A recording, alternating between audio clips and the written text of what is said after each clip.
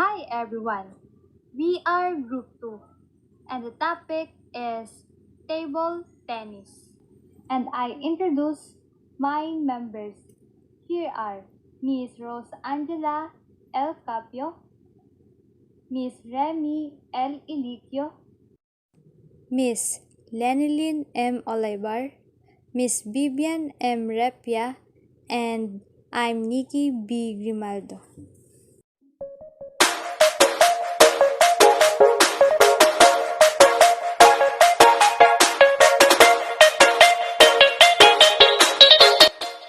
Introduction. Table tennis can be played as singles, like one person playing against another, or doubles, two people playing on each side, which players have to make alternate shots, which is called as individual and dual sports. Also, table tennis played by a team, or what we call team sports. Table tennis is fast physical sport which requires the first, speed and agility. Dynamic movement. Enter dynamic movement, whether it is lateral or front and back. You must build strength in the legs to power these quick shuffles. Number 3. Hand-eye coordination. Like all racket sports, good hand-eye coordination is a necessity for table tennis. Number 4. Train wrist and forearm. Number 5. Increase endurance. Even though table tennis is not an endurance sport, it needs a certain sustaining power. A brief history of table tennis. Table tennis was created in England in the early 20th century and was initially referred to as ping pong. Many still refer to the game by its original name in modern times, but few understand why this popular game seems to go by two very different names.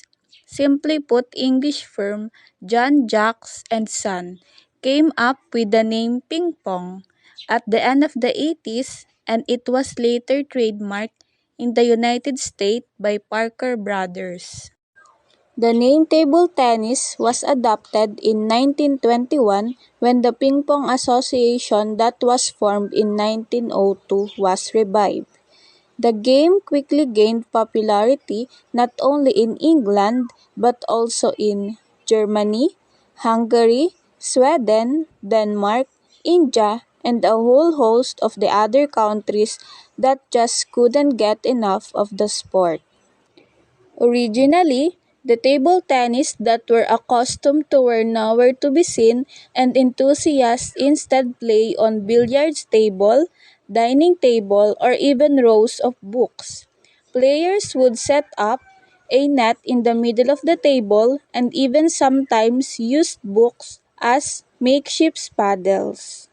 In the Philippines, table tennis was introduced around 19th century by American soldiers who were part of the first American colonization period in the Philippines.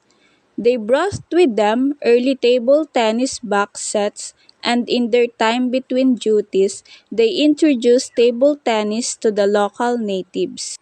The introduction of table tennis into the Philippines by the Americans themselves, or in other cases through early teachers known as Thomasites. After the U.S. service member left the Philippines, the Thomasites continued to introduce and perpetuate table tennis throughout the island. The upper surface of the table, known as the playing surface, is 2.74 cm long and 152.5 cm wide and is horizontal 76 cm above the floor.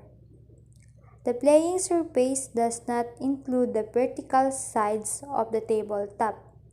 The playing surface yields uniform bounce of about 23 cm when a standard ball is dropped onto it from a height of 30 cm.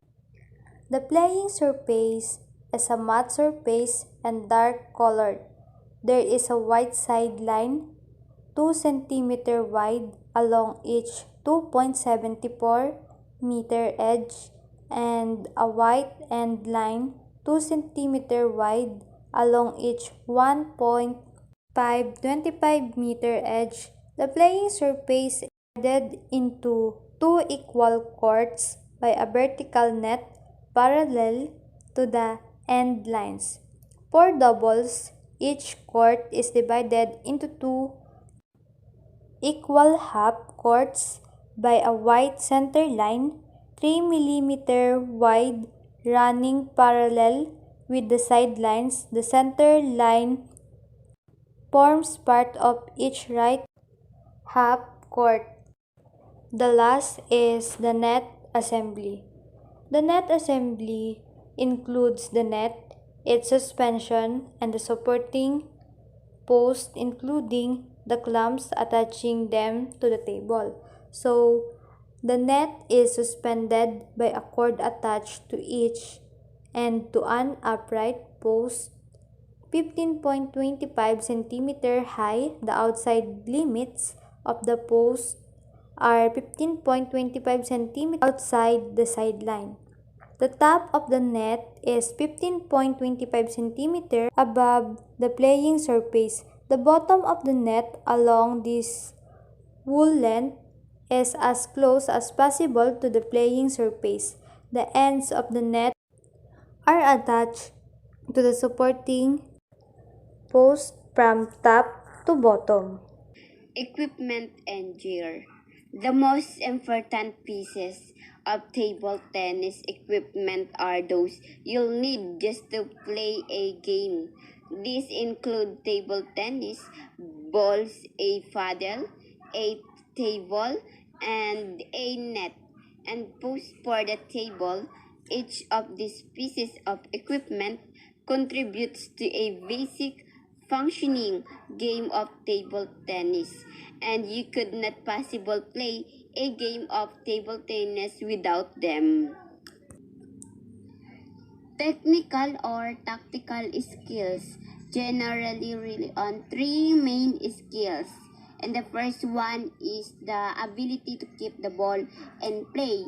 And the second, the ability to play the ball to certain areas of the table. And the last third, and the ability to apply pressure on your opponent by using different types and the amounts of spin and different speeds in order to create openings and hit winning shots. The rules of games table tennis. Number 1. Games are played to 11 points. A game is played to 11 points. A game must be won by 2 points. A match is generally the best 3 of 5 games. Number 2. Alternate serve every 2 points. Each side of table alternates serving 2 points at a time. Exception. After tied 10-10, serve fees alternate at every point. Can you lose on a serve in ping pong? Yes, there is no separate rules for serving on game point. Number 3. Toss the ball straight up when serving. How do you serve the ball in ping pong? Hold the ball in your open palm behind your end of the table. Toss at least 6 straight up and strike it on the way down. Number 4. The serve can land anywhere in singles. There is no restriction on where the ball lands on your opponent's side of the table. It can be bounced 2 or more times on your opponent's side, bounce over the side, or even hit the edge. 5. Double serve must go right court to right court. The serve must bounce in the server's right court and receiver right court. Note: landing on center line is fair. Doubles partners switch places after their teams serve twice. Number 6. A serve that touched the net on the way over is a let. Can the ball hit the net in ping pong? Yes. During a rally, if it touched the top of the net and then otherwise lands as legitimate hit but not when serving. Number 7.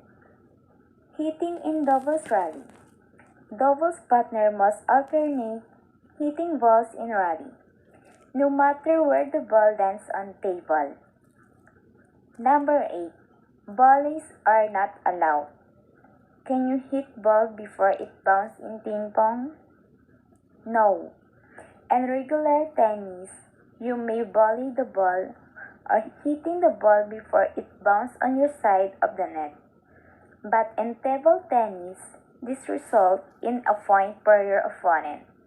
Note: when your opponent hits a ball that sails over your end of the table without touching it and then hits your paddle, that is still your point. Number 9.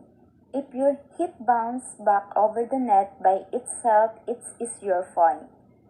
If you hit the ball in a rally or on a serve, if it bounces back over the net after hitting your opponent's side of the table due to extreme spin, we want your opponent touching it, that is your point. Number 10. Touching the ball with your paddle hand is allowed. What happens if the ball hits your finger or hand during a ping pong rally? If the ball touches your paddle hand and otherwise result in a legal hit, there is no rules violation and play shall continue as normal.